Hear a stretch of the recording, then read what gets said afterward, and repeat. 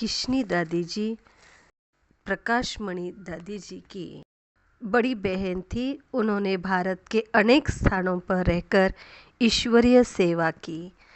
उत्तर भारत में अमृतसर, लुधियाना, दिल्ली, हापुड़ इत्यादि स्थानों में और दक्षिण भारत में मैसूर में ईश्वरीय सेवा की। इनकी एक बेटी भी ईश्वरीय यज्ञ में समर्पित है, जो मुंबई कोलाबा सेंटर पर रहती है। किशनी दादी जी ने अपना अंतिम समय पटना में ही बिताया और उन्होंने 18 नवंबर 2005 को नश्वर शरीर का त्याग किया।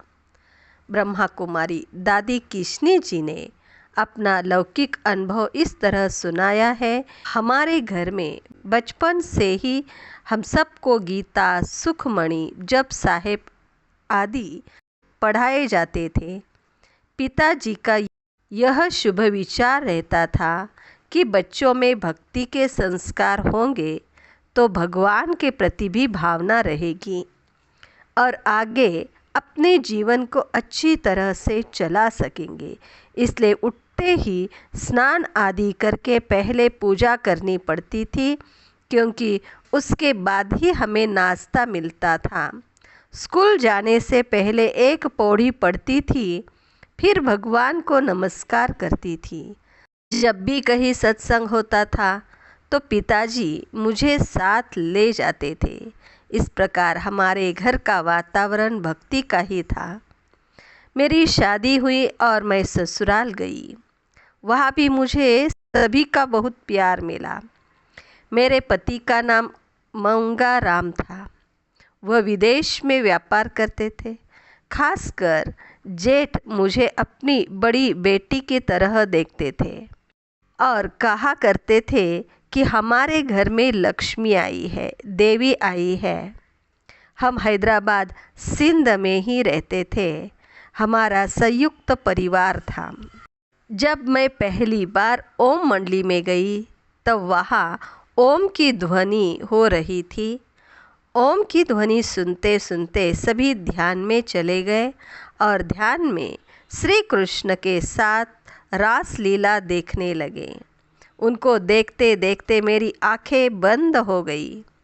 मैंने भी सामने बाबा को देखा और उनमें श्री कृष्ण को देखा। जब यह बात घर में मालूम पड़ी तो उन्होंने मेरे पर गुस्सा किया। इसलिए मैंने अपना अनुभव किसी को नहीं बताया। मैं कभी बाबा को झूले में झूलते हुए श्री कृष्ण के रूप में देखती थी और कभी बाबा के मस्तक में ज्योति देखती थी। ससुराल वालों को मेरा ओम मंडली में जाना पसंद नहीं था, फिर भी मैं चोरी चुपके वहाँ जाती थी, कभी किसी बहाने तो कभी किसी बहाने से।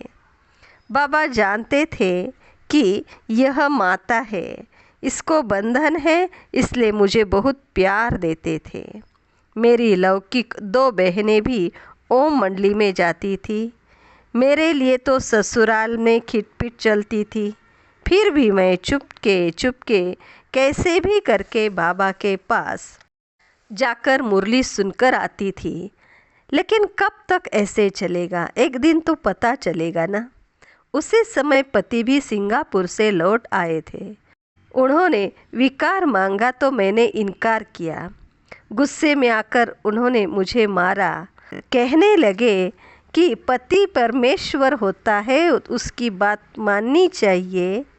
लेकिन मैं पवित्रता की बात पर पक्की थी, तो मैंने कहा परमेश्वर तो कभी विकार में नहीं जाता। यह सुनकर उनका गुस्सा और बढ़ गया और उसने सारे घर में हंगामा मचा दिया। संबंधी भी उनके तरफ हो गए। फिर उन्होंने तय किया कि अगर हमारी बात नहीं मानती है तो इसको घर से निकाल दिया जाए। फिर हमारा झगड़ा गवर्नमेंट तक गया। मेरा जेठ जज था। उसने जाकर कलेक्टर को कहा कि दादा लेखराज को बुलाइए। उसने यह नया ज्ञान देकर पूरे शहर में हंगामा कर रखा है। कलेक्टर ने बाबा को अपने घर पर बुलाया। साथ में दादी प्रकाशमणि जी, मेरी लौकिक बहन भी गई थी। मेरे जेठ ने बाबा से पूछा कि आप यह कैसी शिक्षा दे रहे हैं? मेरा भाई वर्षों के बाद विदेश से आया है और आपने यह ब्रह्मचर्य का क्या नया झगड़ा कर दिया है? काफ़ी अनाप शनाप बोला तो दादी प्रकाशमणि जी ने कलेक्टर से कहा कि कलेक्टर साहब, आपने हमारे बाबा को गाली सुनाने के लिए बुलाया है क्या? हम जा रहे हैं। वह दृश्य ऐसा था जैसे कि शिशुपाल श्री कृष्ण को 101 गालियाँ दे रहा हो।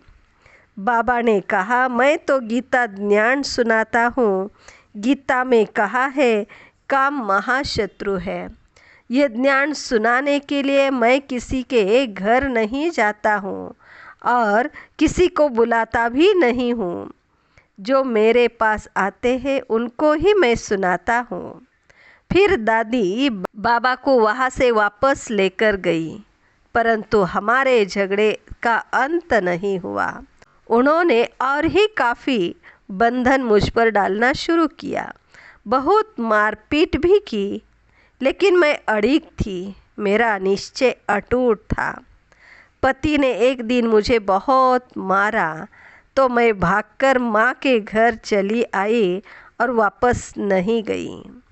भारत का विभाजन होने के बाद हम सब बाबा के साथ आबू आ गए। बाबा ने मुझे मुंबई सेवा अर्थ भेजा। वहाँ भी परीक्षाएं आई, लेकिन मैं ऐसे अनुभव करती थी जैसे कि बाबा का हाथ मेरे सिर पर है और बाबा सदैव मेरे साथ है।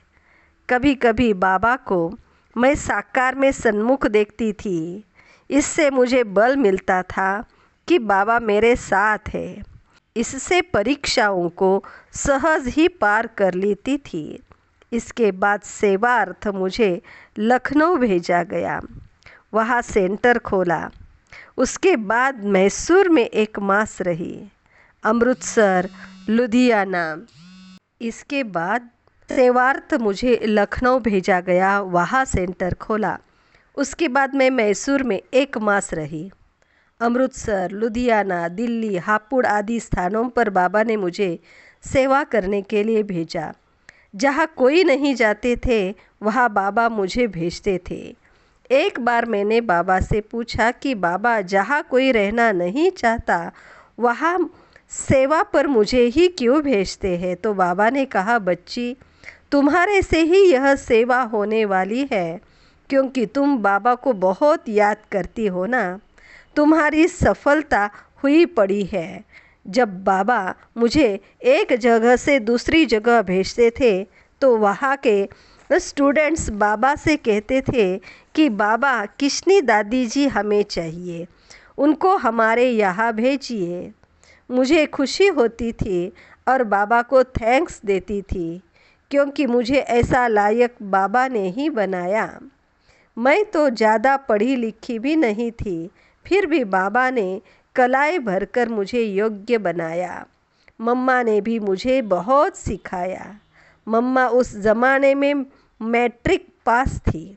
मम्मा ने ही हर बात बड़े प्यार से मुझे सिखाई और समझाई। मैंने उनकी शिक्षाओं पर चलकर अपने जीवन को ईश्वरीय सेवा में सफल किया। जब पटना में सेंटर खोला तो बाबा ने कहा कि बच्ची, तुमको पटना सेवा पर जाना है, क्योंकि वहाँ कन्याओं को नहीं भेजना है। मैंने पटना में आकर सेवा की। यहाँ बहुत भाई बहनें ज्ञान में आए। क्लास में आने वालों में माताएं ज़्यादा थी। उनको रोज़ अलग से क्लास कराती थी।